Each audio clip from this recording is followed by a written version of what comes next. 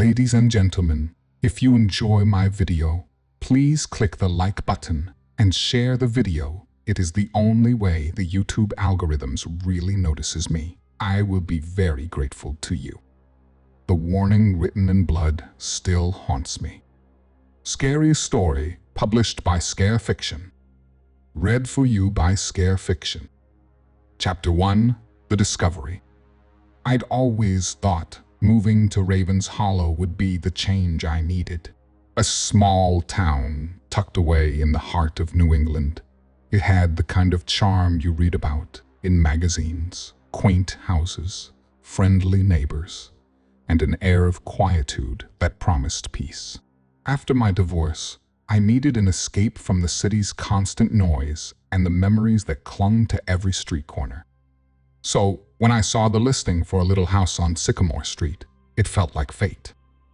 But that morning, everything changed. I was sipping my first cup of coffee, the sun barely peeking over the horizon, when I noticed something on the front door. A dark smudge, almost unnoticeable at first, but as I got closer, the words became clear. Written in what looked like blood, the message dripped slowly down the white paint. You can't escape what's coming. My breath hitched, and for a moment I was paralyzed, staring at the message as if it might disappear if I blinked. My rational mind kicked in, searching for explanations. A prank? Some neighborhood kids with a sick sense of humor? That had to be it. But as I reached out and touched the dried, rusty substance, a cold dread settled in my gut. This wasn't some harmless joke. I grabbed a rag and wiped at the words, scrubbing until my knuckles ached. The message eventually faded, but the uneasy feeling it left behind didn't. I tried to shake it off, telling myself I was overreacting. After all, it was just some messed up prank. Still, I couldn't ignore the nagging voice in the back of my mind that whispered something was wrong. The rest of the day passed in a blur. I threw myself into mundane tasks, unpacking boxes, arranging furniture, anything to keep my mind off that damn door. But as the sun dipped below the tree line and shadows crept across the room, the house felt different. Every creak and groan of the old wood seemed louder, more sinister. A cold draft slithered through the hallway, making the hair on my arms stand on end. That night, as I lay in bed, staring at the ceiling, I heard it, a soft, almost imperceptible sound. At first, I thought it was the wind. But then it came again, clearer this time. A faint, rhythmic tapping from the attic above, like someone or something was up there, waiting. The unease that had been simmering all day finally boiled over into full-blown fear. I pulled the covers tighter around me, heart pounding in my chest, as the tapping continued, relentless and insistent. I realized then, as I lay frozen in the dark, that whatever had written that message wasn't done with me yet. Chapter 2, The Past Resurfaces. I didn't sleep that night.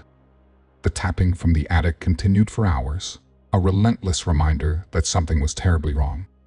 By morning, it had stopped, but the fear lingered, settling into my bones like a persistent chill. I tried to convince myself that it was just the house settling, that the old wood was creaking with the change in temperature. But deep down, I knew better. As the sun filtered through the curtains, I decided to investigate. Climbing the rickety ladder to the attic, I steeled myself for whatever I might find. But when I pushed open the hatch and peered inside, there was nothing, just dusty boxes and old furniture covered in sheets. No sign of anyone. No explanation for the noises that had kept me awake. But the air up there was different, colder, as if the space itself held onto something it shouldn't. I hurried back downstairs, trying to shake the feeling that I wasn't alone in the house. The memories I had tried so hard to bury began to resurface. My mother's death, shrouded in mystery, had haunted me for years. I was just a child when it happened, but I remembered the way she would talk to someone who wasn't there, the way she'd wake up screaming in the middle of the night. They'd called it a mental breakdown, but I always wondered if it was something more. As the day wore on, strange things began to happen. The temperature in the house would drop suddenly, leaving me shivering despite the summer heat. Objects moved on their own books, slid off shelves, doors creaked open when no one was near. And then there were the dreams. Vivid, terrifying dreams where I was back in my childhood home, standing in front of the door to the basement, the place I'd been forbidden to enter. In one dream, the door slowly creaked open, and a voice whispered my name from the darkness below. I woke up drenched in sweat, my heart pounding, the sound of my name still echoing in my ears. The line between dream and reality began to blur, leaving me disoriented and afraid to fall asleep again. I finally reached out to the only person I thought might understand, Maggie, my neighbor and the closest thing I had to a friend in Raven's Hollow. But when I told her about the blood message, the tapping in the attic, and the strange occurrences, she just looked at me with pity in her eyes. "Maybe it's just the stress, honey," she said, patting my hand. "Moving to a new place, being alone, it's a lot to handle. Your mind can play tricks on you." Her words were meant to comfort, but they only deepened my sense of isolation. If Maggie didn't believe me, who would? I was on my own, with no one to turn to. Later that evening, as I sat in the living room trying to make sense of it all, I noticed something out of the corner of my eye, a dark figure standing just beyond the window, watching. I jumped to my feet, heart racing, but when I rushed to the door and threw it open, there was no one there. Just the empty street, bathed in the dim glow of the setting sun. I turned to go back inside, but there it was again.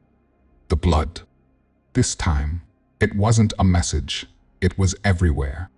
Splattered across the walls, dripping from the ceiling, pooling on the floor. I stumbled back, my breath catching in my throat as I realized what it meant.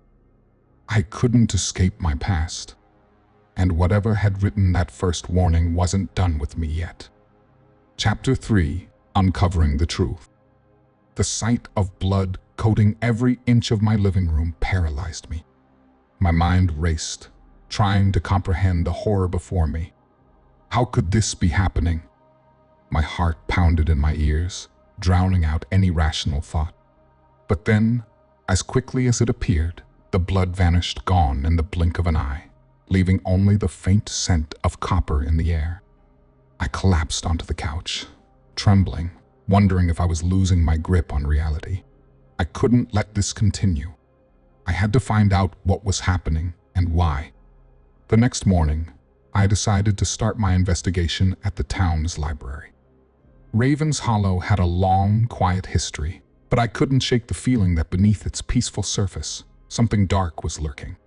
The library was an old, creaking building, filled with the musty smell of aging paper.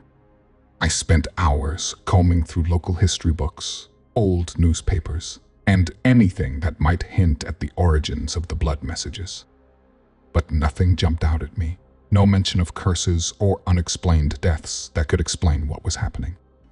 It wasn't until I stumbled upon a weathered diary, tucked away in a forgotten corner, that I found something. The entries were dated from the late 1800s, written by a woman named Eliza Davenport, a name that sent a shiver down my spine. Davenport was my mother's maiden name.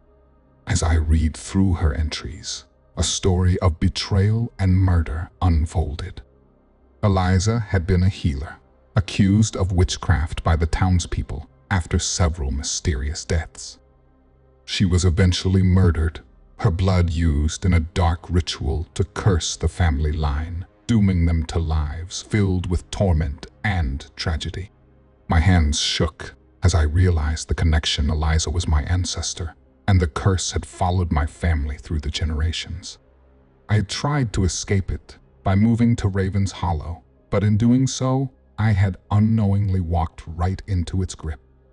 The message on my door, the blood, the strange occurrences, they were all part of the curse, and it was growing stronger.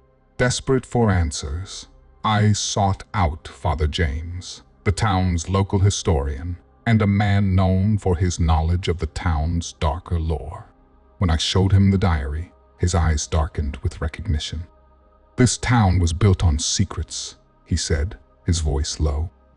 "Eliza's death was just the beginning. The curse she unleashed has claimed many lives, and now it's come for you." The town itself seemed to turn against me after that. Every step I took, I felt eyes on me, cold and unforgiving. The shadows in the streets grew longer, darker, as if something was hiding within them, waiting for the right moment to strike. My nightmares intensified, more vivid and terrifying than before. I saw Eliza's face, her eyes filled with sorrow and anger, reaching out to me, pleading for something I couldn't understand.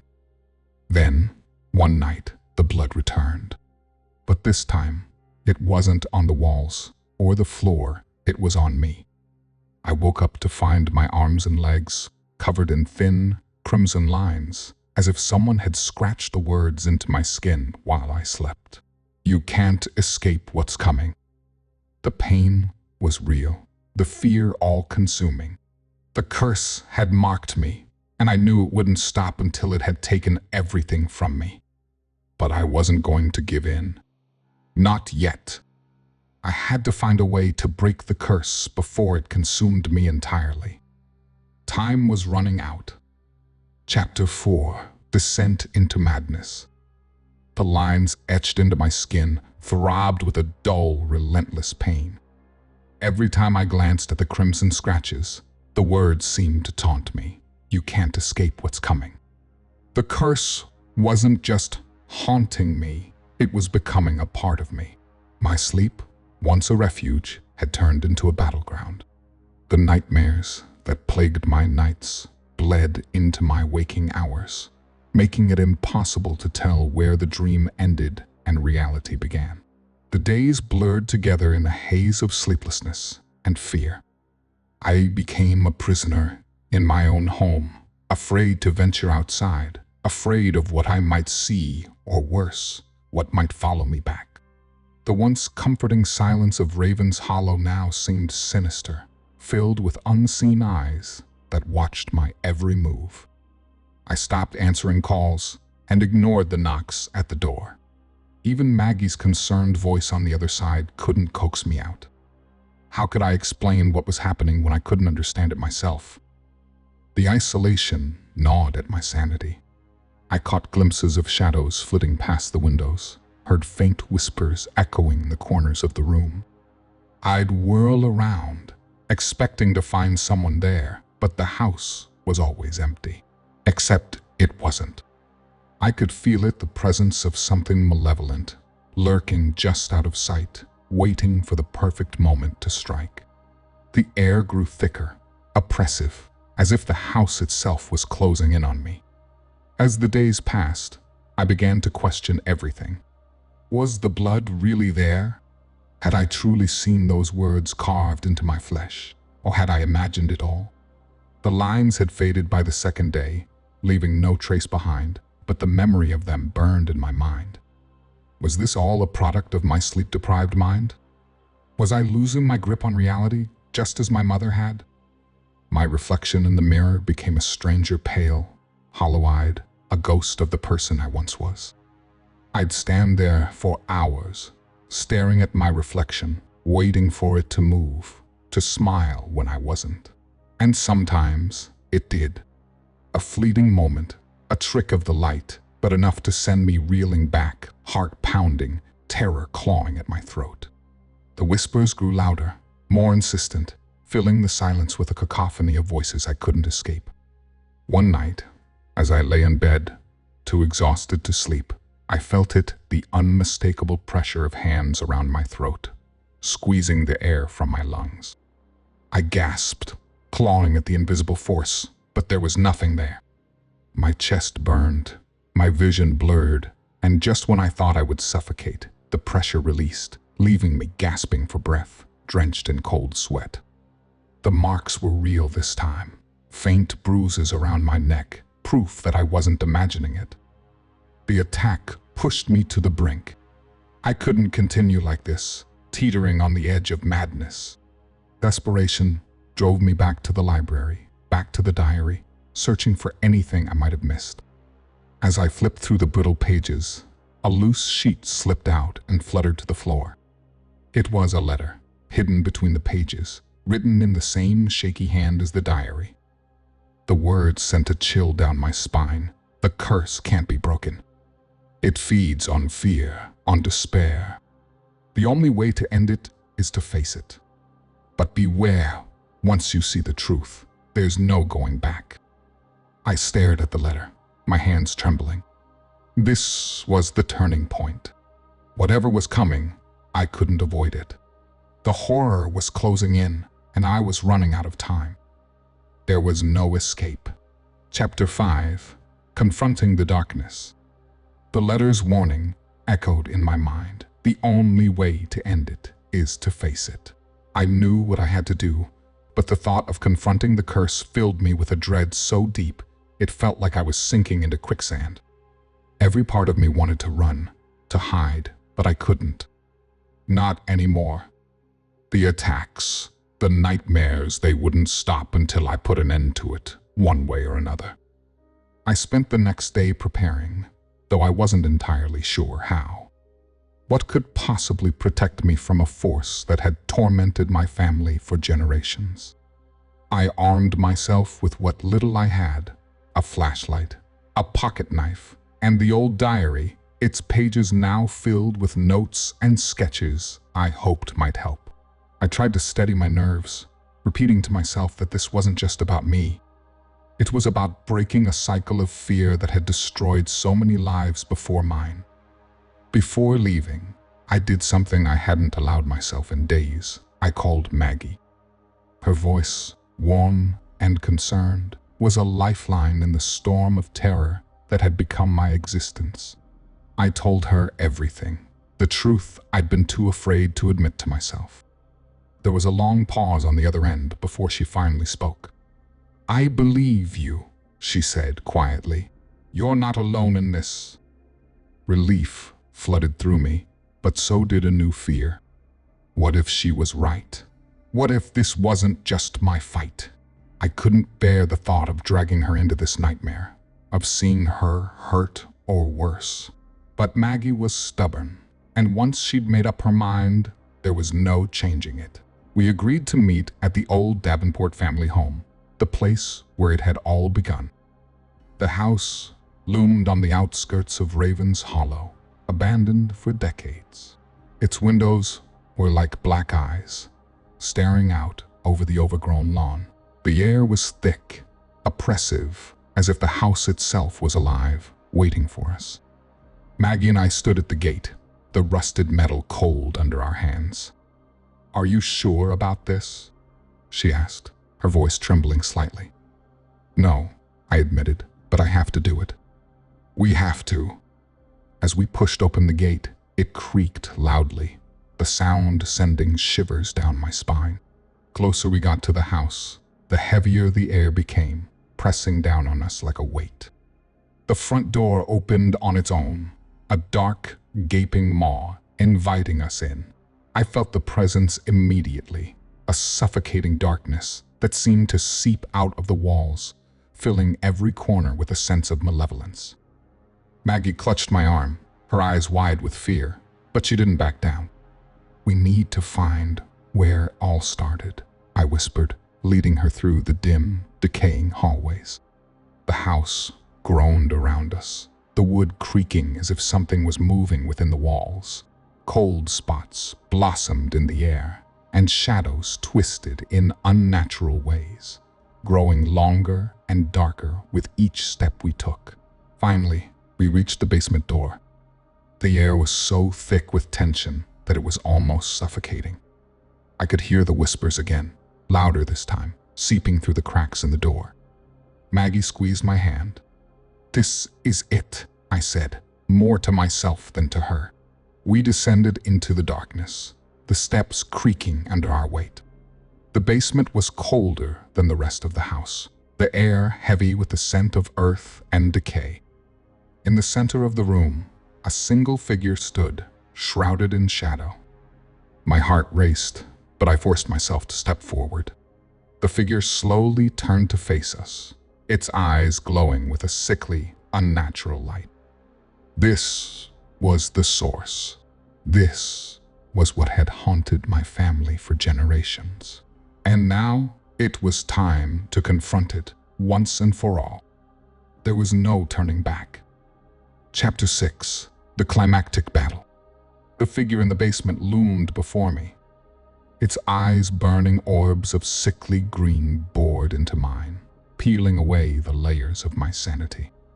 Beside me, Maggie tightened her grip on my hand, her breath coming in short, terrified gasps. We were far beyond the point of retreat. This was it, the final confrontation. I reached into my pocket, pulling out the old diary. It was the only link I had to the past, the only thing that might save us. The pages fluttered in the oppressive air, and I could feel the weight of the history they held, the curse that had been passed down through generations, all leading to this moment. The entity surged forward, a dark blur that sent a bone-chilling cold through the room. I staggered back, almost losing my grip on the diary. Focus, I told myself. Remember what you've learned.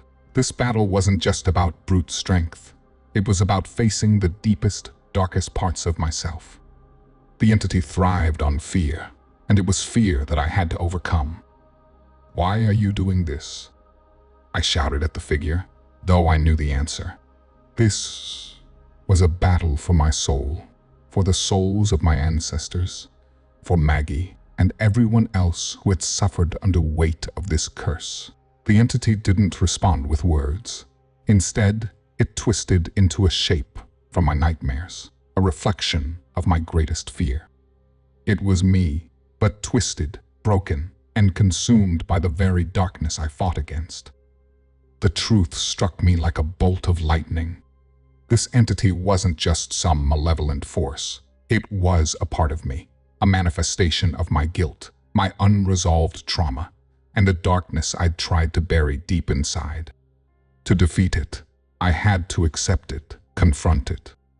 I had to acknowledge the pain I'd caused, the mistakes I'd made.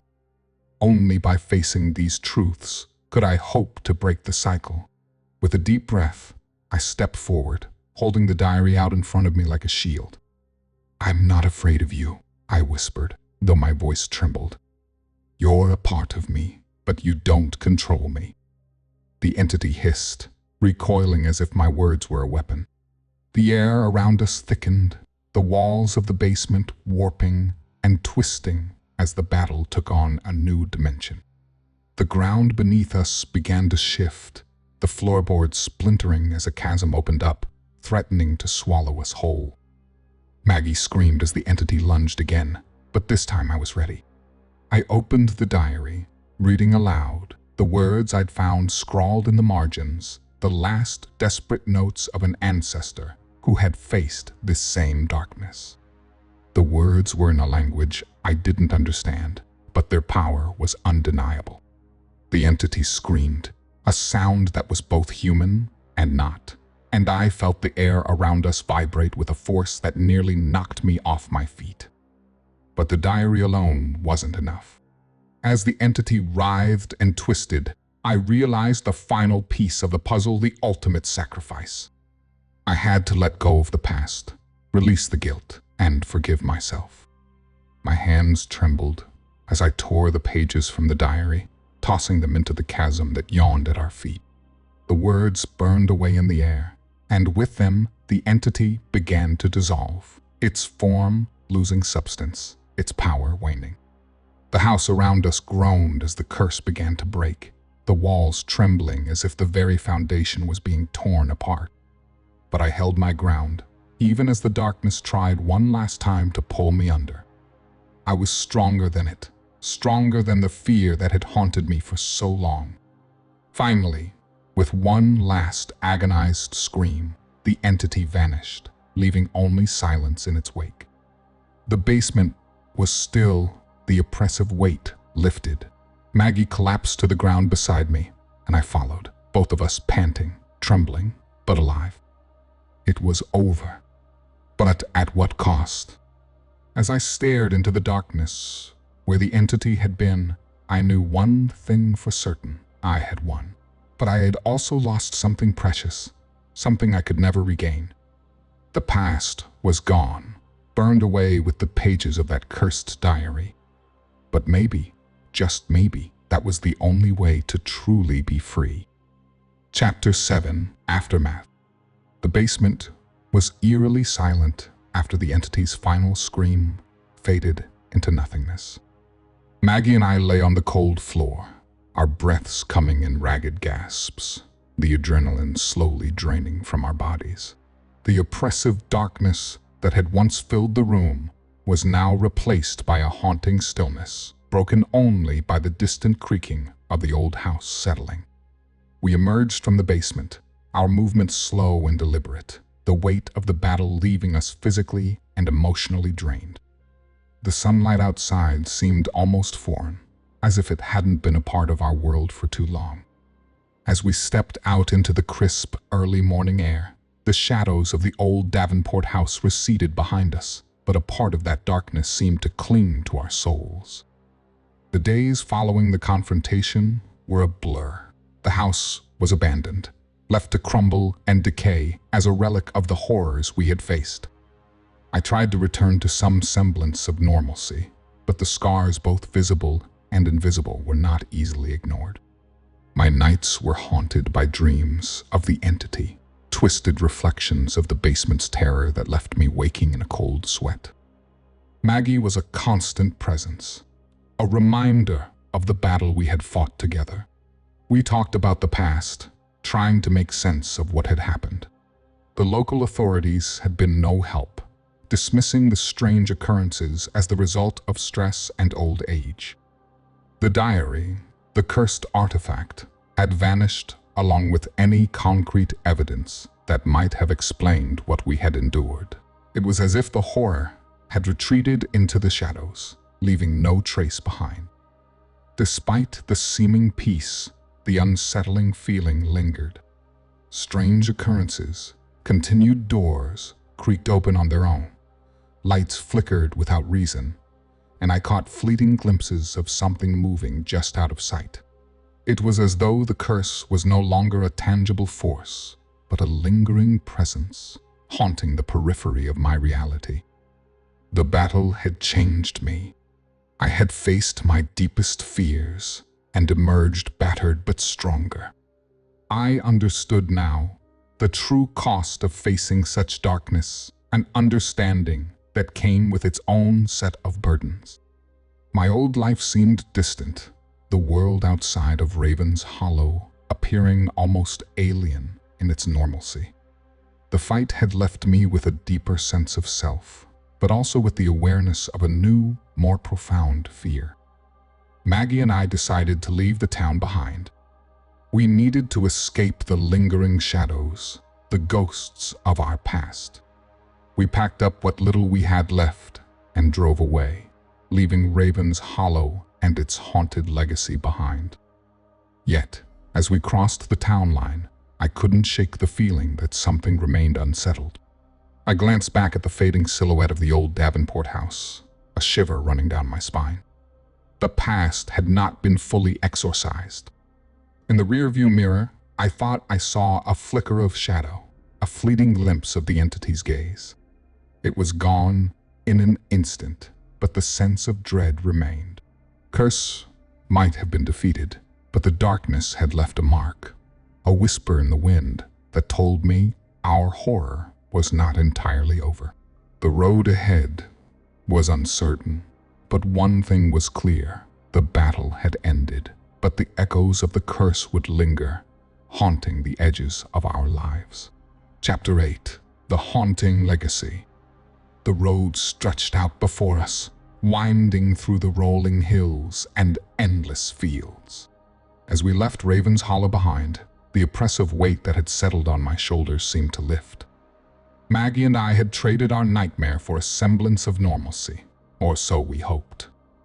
The old Davenport house receded into the distance, a dark silhouette against the horizon, but I couldn't shake the feeling that something had been left unresolved. Weeks passed, in a blur of new beginnings and attempts at recovery. We found ourselves in a small town far from Raven's Hollow, where life seemed simple and untroubled. I secured a new job, and Maggie started her art classes.